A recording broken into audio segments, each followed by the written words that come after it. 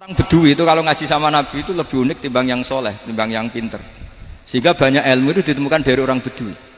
Karena cara berpikir itu aneh. Kalau orang soleh, orang waras kan berpikirnya ada aneh, standar. Jadi orang Bedui itu aneh. Pernah suatu saat Rasulullah itu khutbah cerita kiamat. Wah, dahsyatnya kiamat kayak apa? Semua orang diam nangis semua. Orang Bedui enggak, lebih cerdas. Ini Nabi itu aneh. Cerita kiamat kok udah ada tanggalnya ini gimana? Orang nangis semua karena dahsyatnya kiamat kayak gitu. Bumi dihancurkan, wus. Pantas sudah nangis dewi-dewi. Ya ono sing nangis pabrik banyune macam-macam ya. Ini kalau kiamat gimana ini perjalanan air kemasan saya kan orang mikir. Mikir dewi-dewi gitu. Tapi ini enggak. Orang Bedui cara berpikir tuh enggak. Malah ya Rasulullah, mata sa'ah. Engkau itu cerita kiamat tapi enggak jelas tanggalnya. Kalau cerita kiamat ya harus jelas dong kapannya. Jadi unik. Jadi cara berpikir sahabat kaget semua loh. Kaget. Karena gak kepikiran. Nabi a'radu anhu, a'radu itu mengabaikan. Banyak sahabat yang menganalisis lam yasma'kan. Nabi memang gak dengar sehingga mengabaikan. Ada yang analisis lagi sami'a wa kariha. Sebenarnya Nabi dengar cuma gak berkenan karena tengah-tengahnya khutbah kok tanya. Tapi si Arabi ini cerdas. Masuk akal kan? Misalnya mau pilihan presiden, orang mesti tanya kapan kan gitu. Ya kan? Mau ganti presiden atau ganti bupati, takarannya orang kan kapan? Kayak Mas Akom jadi wali ndak? Pertanyaannya kan kapan? Kalau jatuhnya kan sudah ya. Sehingga tanya, mata sa'ah ya Rasulullah. Lama-lama Nabi diangen-angen, bener juga orang ini. Saya cerita kiamat kok gak jelas kapannya. Ini Nabi menjawab. Tapi karena Nabi orang-orang yang sangat pinter, tanya balik. Ma'atattalah. Lalu kalau kamu berani tanya kiamat kapan, saya tanya balik. Ya persiapan kamu apa? Jawabnya santai saja. Fawwah ma'atattalah kabira sholatin wala siyamin walakinni uhibbuka ya Rasulullah. Saya enggak menyediakan apa-apa, sholat saya biasa aja, maksudnya standar. Ya kira-kira 5 waktu pas. Ya jenis saya lah kira-kira gitu. Wala kabira siyamin, dan saya puasa ya standar saja pas. Walakinni uhibbuka ya Rasulullah. Tetapi saya mencintai engkau ya Rasulullah. Jawabannya Nabi apa? Almar'u ma'aman ahabba. Sebagian riwayat anta ma'aman ahbabta. Jadi hadis itu populer tuh barokahnya wong desa tadi. Andai kan dia punya etika maka sowan dulu tanya 4 mata. Itu jadi hadis ahadi. Tapi barokahnya dia selonong di depan umum. Zaman Nabi khutbah itu jadi hadis mutawatir. Jadi kadang barang baik itu barokahnya orang yang enggak baik. Maksudnya su'ul adab. Tanya gitu kan su'ul, tapi itu barokah. Akhirnya hadis itu mutawatir karena didengar ribuan sahabat yang mendengarkan khutbahnya Rasulullah. Tapi kalau hadis itu satu-satu kan khossoni bidzalika Rasulullah, khossoni bidzalika Rasul, itu nanti jadi hadis ahadi yang kualitasnya jauh di bawah hadis mutawatir. Jadi barokahnya orang su'ul adab itu ada karena Allah yang mendesain ini.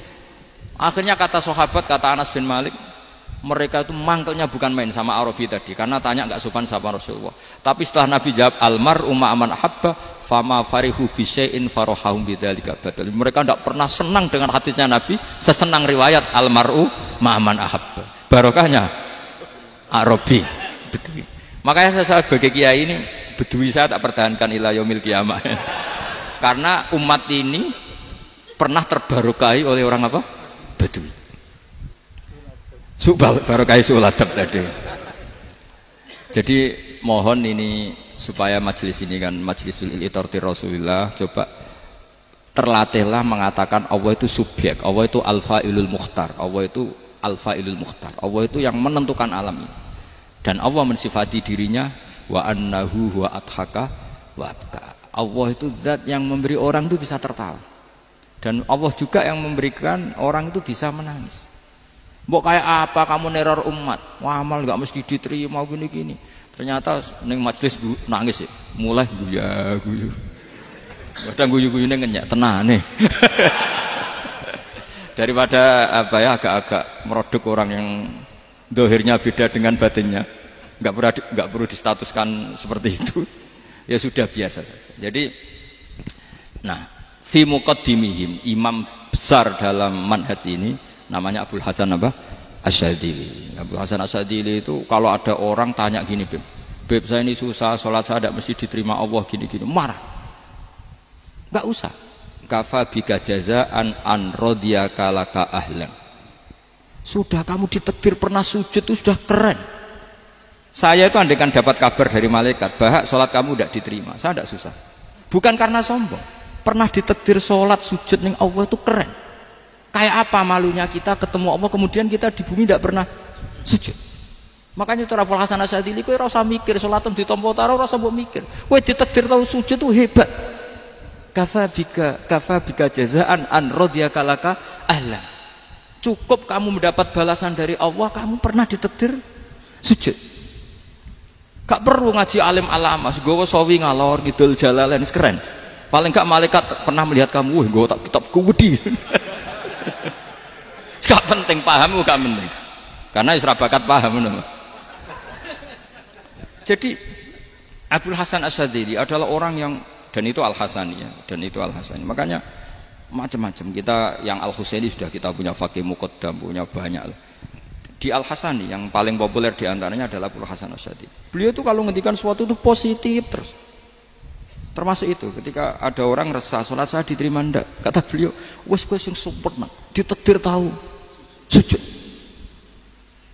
Saya itu sebetulnya kadang-kadang miris, wah sholatku tompo tora, tapi saya sangat sadili, sangat sadili. Saya nggak pernah berdoa ya Allah ibadah kami jenengan terima ndak, karena takut kalau doa gitu keterusan itu terus ditompo ora, akhirnya keterusan gitu, akhirnya ngenes. Masa orang pernah sujud ngenes?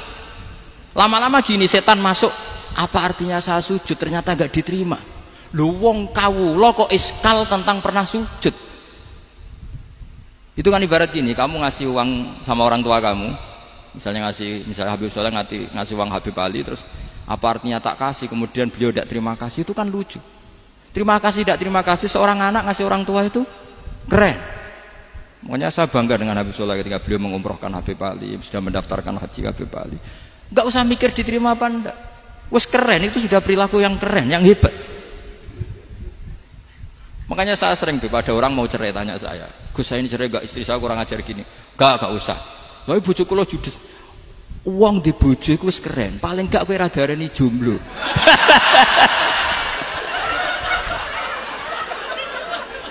Oh, diarani duda ora enak. Wis luwe sabar ndi diarani duda mek diarani bojo judes. Enak bojo judes cek gagah.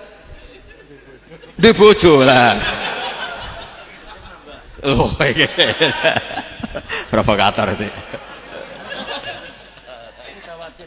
Jadi kafabika jazaan an radiyaka laka ahlan, sudah ditakdir pernah sujud itu sudah keren. Dulu ulama ala hadan nampak. Ulama dulu cara berpikir seperti itu. Makanya ulama dulu kalau nafsiri wasjud waqtarib sudah pernah sujud. Di Quran enggak pernah ada ayat wasjud lan sujudo sira ingkana kada wa kada ingkunta mutayakinan bikobuli sujudi, kan ada sujud ya sujud saja, tidak usah mikir makbul apa tidak makbul. Sudah kalau sujud pasti waktari. Terus saya sebenarnya ya sebagai orang ya kadang wedi, sholatku ditompo ta ora. Tapi kalau keterusan nanti ada was-was yang mengatakan opo artine sholat. Lu tuh kan ngeri seorang hamba sing uripe ning bumine Allah kemudian menyoal pernah sholat hanya karena takut gak diterima. Itu kan geblek banget. Nah, saya jenis kiai yang di partai itu. Saya tidak tahu kalau keneng dikom. Sedih umat masa kamu gak ono keren blas. Jadi, nah nanti kalau misalnya ada manhajnya Habib Soleh yang tidak seperti itu tidak apa-apa. Mungkin supaya orang nggak takabur, nggak fakhr. Sehingga makanya mulai dulu lama itu ya partainya kalau nggak rojak ya khauf. Nah saya ini yang jelas terang-terangan ikut partai rojak saja, apa? Partai rojak. Karena banyak yang sudah di partai khauf. Tapi saya rojak yang bil ilmi tadi. Makanya Sayyidina Umar radhiyallahu anhu itu yang namanya sama sujud. Saya itu punya kitab. Habib Soleh pernah tak tunjukin tulisan tangan saya. Muji-muji sujud. Sayyidina Umar ketika ditusuk seorang kila itu Majusi, Abu Lu'lu' terkenalnya itu. Itu Hulamul Mughirah terkenalnya itu. Ditusuk, dia sahabat, beliau sahabat, wali. Jadi nusuk Umar tuh kayak apa? Nusuk Mas Hakom aja dosa besar, apalagi nusuk Umar. Itu ketika ditusuk, dia itu ya punya dendam. Namanya manusia itu punya dendam. Maksudnya namanya orang kan mangkel sama yang nusuk.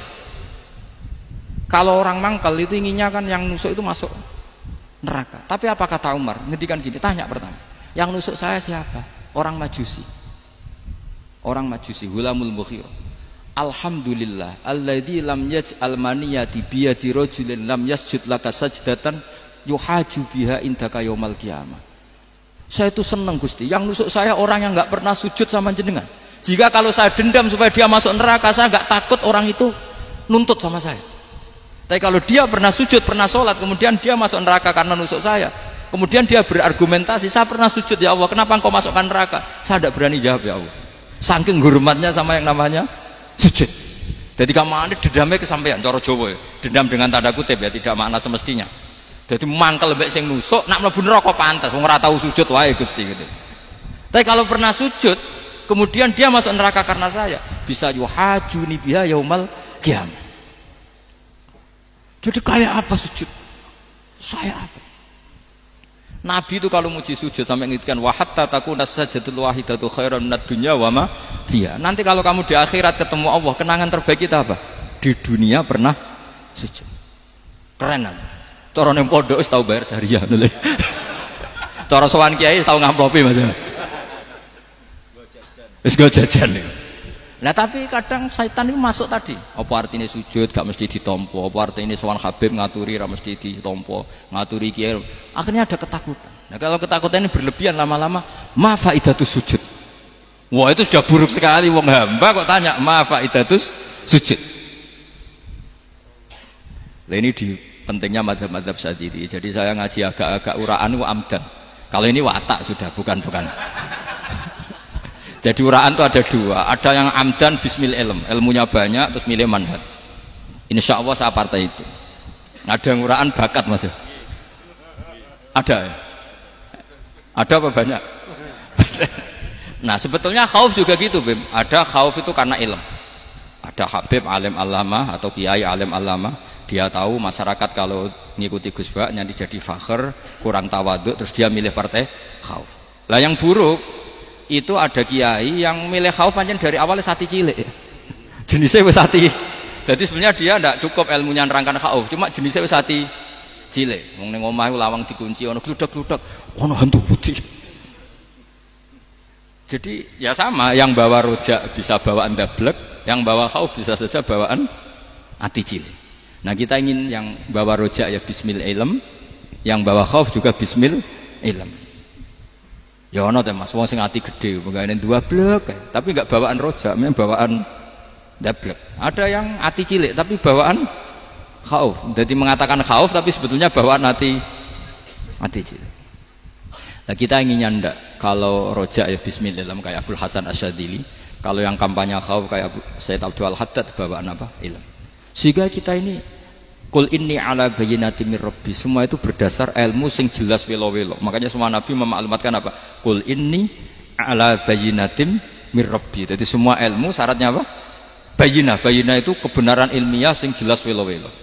Makanya itu yang disebut Allah Subhanahu wa taala mensifati kekasihnya yaitu Nabi Muhammad sallallahu alaihi wasallam, lam yakunil ladzina kafaru min ahlil kitabi wal musyrikina munfakkina hatta ta'tiyahumul bayyinah rasulun minallah yatslu suhufam mutahhar. Niku Kanjeng Nabi saking cerdase meneh tek wong Islam, wong musyrik, wong kafir ngerti logika yang dibangun Nabi saja kuat infikak dari kemusyrikannya. Makanya disebut munfakin. Orang-orang musyrik, orang-orang kafir tidak munfakin, tidak tercerabut dari akar akidahnya hatta ta'tiyahumul bayyinah. Itu siapa? Rasulun minallah yatslu suhufam mutahhar. Masyhur itu debatnya Nabi dengan orang-orang musyrik. Mereka bilang, ya Muhammad, kita ini urusannya banyak, kasusnya banyak. Lalu anda mengajarkan ke Tuhan satu. Masa urusan banyak cukup Tuhan satu? Itu gak fair Muhammad. Aja'alal alihata ilaha wahida inna hadha la syai'un ujab. Urusan kita banyak, masyakil kita banyak, muskilah kita banyak. Kalau Tuhannya satu gak cukup Muhammad. Nabi dengan santainya memberi penjelasan. Ya sudah gini saja. Kalau kamu jadi budak atau pembantu, majikan kamu banyak, semuanya merintahkan kamu, semuanya bikin aturan untuk kamu. Kamu suka enggak? Ya gak suka Muhammad. Kalau majikan kita banyak repot. Ya sudah, Tuhan kamu itu majikan kamu. Kalau banyak perintahnya beda-beda kamu pusing. Ya udah Mat, Tuhannya satu aja Mat. Karena Nabi bayina, orang itu bisa dibalik-balik pikirannya. Dan makanya disebut dorobawa masalah rojulan fihi syuraka umutasakisuna wa rojulan salamal lirojul hal astawiyani masalah alhamdulillah. Jadi Nabi itu kalau adu argumentasi itu luar biasa. Jadi segampang itu Nabi memberi apa? Argumentasi. Karena beliau adalah al-hujjatul balighah. Jadi Nabi itu gak pernah kalah. Pernah Nabi debat sama orang Yahudi. Muhammad, saya ini turunan Ibrahim. Kita ini Israel ya. Kita tahu Israel adalah turunan Nabi. Israel nama lain dari Yakub. Yakub bin Ishak bin Ibrahim. Padahal Yakub ini punya anak namanya Yahuda. Makanya Yahuda bin Yakub bin Ishak bin. Kita ini yang mirip Ibrahim, bukan kamu. Tapi orang Yahudi itu nggak hafal nasabnya. Sehingga mereka bilang, kita ini saking baiknya, Ibrahim saja pengikut kita. Terus digojlok oleh Nabi. Ibrahim itu buyute Yahuda. Makanya digojlok, ha antum haula'i hajatum fi ma lakum bi ilm falimatu hajuna fi ma laysa lakum bi ilm. Kita adu debat itu sudah ilmiah. Kenapa kamu menjadi tidak ilmiah? Kenapa Muhammad? Terus Allah menurunkan wa ma unzilatit Taurat wal Injilu illa min ba'di afala ta'qilun. Artinya gini, kalau Ibrahim dikatakan Ibrahim Yahudiyah, itu sama dengan saya berkali-kali podo karo sampean misalnya ngendikan Mbah Zubair itu pengagumnya Gus Roji misalnya. Padahal Gus Roji bin Ubab bin Maimun bin Zubair. Misalnya Gus Roji bin Kiai Haji Ubab bin Kiai Haji Maimun bin Kiai Haji Zubair. Nah, Ibrahim itu kan Yahuda bin Yakub bin Ishak bin Ibrahim. Terus mereka bilang Ibrahim itu pengikut Yahudi. Itu kan kebalik-balik. Kayak Habib Hasan itu pengagum Habib Soleh. Kan Habib Hasan rohnya ini gimana ini sih mbahnya kok dianggap. Nah, sehingga orang Yahudi ketika Nabi berdebat beda dengan Nabi Muhammad SAW. Ketika ditanya, kenapa kamu yakin agama tauhid? Millata abi. Karena ini agama nenek moyang saya. Millata abikum apa? Ibrahim. Jadi jelas. Akhirnya orang Yahudi ngerti. Ya kan sama dengan mengatakan tadi Pak Karno itu pengagum Puan Maharani. Kan aneh enggak kalimat itu? Mbah Hasyim Asy'ari itu pengagum Gus Dur. Gak lucu. Itu debat. Jadi Nabi itu orang yang bayinah. Bayinah itu kalau menerangkan kebenaran itu bahkan orang kafir pun bisa infikak, bisa munfakin, tercerabut dari akar kekafiran. Nabi itu mudah sekali merubah logika. Makanya di Quran sering ada kata aro'aitum, karena memang tadi. Nah saya mohon apapun pilihan anda rojak kayak Abdul Hasan Asy'adili tadi. Ketika orang resah sujudnya diterima apa enggak, sholatnya diterima apa enggak, beliau bisa berargumentasi betapa pentingnya sujud. Wes aja kowe iku kawula, tahu sujud itu keren. Saman bayangkan betapa malunya kita kalau kita ketemu Allah kemudian di dunia enggak pernah. Lho paribasane kula mlebu swarga lah iku isin. Mlebu swarga tapi ning donya ora tahu. Isin. Sama seperti kowe di guru, saurip-uripmu ora tahu salam templek isin. Kira-kira seperti meskipun salam template ora penting ya ora penting toh, misalnya soleh salam template 50.000 duwe wis akeh ngono kan nak masakom penting kudu rokok. Itu bukan nilainya kok, betapa malunya kita. Saya dulu mau sarang andai kan tidak pernah khidmah sama iya malu tenan sebagai apa? Santri. Makanya Sayyidina Umar ketika beliau dibunuh orang itu pertanyaan pertama, dia pernah sujud enggak pernah. Andai kan dia pernah sujud, maka saya tidak berani masukkan dia masuk neraka. Takutnya dia protes sama Allah, ya Allah saya pernah sujud kenapa harus di neraka? Atau Umar ditanya Allah gini, Umar, kue ridho wong sing tahu nyembah aku kemudian dia di neraka? Kayak apa? Jadi makanya Umar ketika wafat ketika alhamdulillah alladzi lam yaj'al maniyati biyadi rajulin lam yasjud laka sajda. Ya, jadi saya mohon sekali jadi majelis ini sebuah majelis mubarak, caranya tauhidnya dibenarin ya, tauhidnya dibenarin. Jadi Allah itu adhaka wa abka, Allah itu al-hadi, Allah itu ar-razzaq. Sehingga menteri ekonomi mbok salah rumusé lah wong tetep mangan. Mergo Allah itu ar-razzaq. Mbok negara dikelola keliru lah wong tetep mangan, wong Allah itu ar-razzaq. Kiai rada akeh sing di masalah. Tapi ya tetep agama ini jalan. Lho andai kan syaratnya agama ini bener, wah ya repot. Kowe iso bayangno masakom bener terus. Tapi agama ini berkali-kali coba di TV itu banyak nyun sewu, ada ustadz, ada kasus apa, ada kiai, kadang ada masalah hukum. Agama ini jatuh ndak masalah. Padahal di TV sudah dinasionalkan kan, ada kiai terlibat kasus hukum atau ustadz tertangkap karena melakukan apa gitu. Tapi nggak ngefek karena agama ini bihifdzillah wa biriayatillah. Sama. Negara mana-mana kadang manajemen ekonominya nggak jelas, tapi masyarakat ya makan karena Allah Razzaq. Sama, aku kancanan Mas Akom mengeluh, tapi Allah adhaka, akhirnya iso guyu. Padahal orang untungnya blas kancanan dene. Tapi karena Allah itu adhaka. Nah kita dengan istri yang kita cintai, dengan keluarga kadang yang nangis. Karena Allah itu zat yang bisa memberi abka. Wa annahu wa adhaka wa abka. Terus wa annahu wa amata wa ahya. Kita tidak ingin mati. Wah ya mati saja karena kita objek. Nah, hidayah itu seperti itu. Allah al-hadi. Apa? Allah itu kayak apa Korea, negara ateis. Enggak kebayang di sana ada ngaji Aqidatul Awam, Mabadi Fikih. Sekarang banyak. Saya tuh kalau beli Aqidatul Awam kerdusan, tak kirimkan ke Korea. Sebelum saya ke Korea, karena sebagian santri saya di Jogja. Di sana ada ngaji Aqidatul Awam, ngaji Takrib. Bahkan saya di sana dilagokno sakduna fid dunya. Kayak apa Allah kalau ingin bikin hidayah? Karena Allah itu al-hadi. Wong Indonesia digerakno seneng duit. Bareng wis seneng duit mau apa? Korea. Setelah di Korea tersiksa karena enggak ada tempat sujud. Akhirnya urunan. Segampang itu kalau Allah menghendaki. Itu enggak dibenem MUI, enggak dibenem. Karena Allah al-hadi. Jadi saya mohon sekali tauhid ini dibenerin dulu. Allah tetap al-fa'ilul mukhtar, apa? Al-fa'ilul mukhtar, sehingga Allah mensifati dirinya adhakawa. Mbok kamu bendung kayak apa, orang ngaji saya tetap guyu. Sekarang iso mbuli saya, oh Gus Bab ngaji tidak guyu. Allah yang memberikan guyu kamu itu. Andai kan sesuai status kamu, kowe ora ngarep guyu. Utang akeh, jatuh tempo, bojo ora percaya. Gede-gede ya, kayak paham. Ya jadi ini tak isyatkan jenengan, saya ini tadi bawa kitab Fathur Rahman di Tholibi Ayatul Quran, mau tak kasihkan hadiah ke saya itu Marhafid sebagai penyempurna karena beliau sudah Al-Husaini. Semoga ini dapat barokahnya Al-Hasani. Ini dikarang oleh zurianya Abdus Salam bin Masis. Abdus Salam bin Masis adalah guru dari Abul Hasan apa? Asyadili. Jadi kita tahu Sahibul Hikam Ibnu Athaillah As-Sakandari muridnya Abul Abbas Al-Mursi. Beliau muridnya Abul Hasan Asyadili. Beliau muridnya Abdus Salam bin Masis. Yaitu alami zada ini min dzurriyyati Abdus Salam bin Masis. Jadi ini Al-Hasani.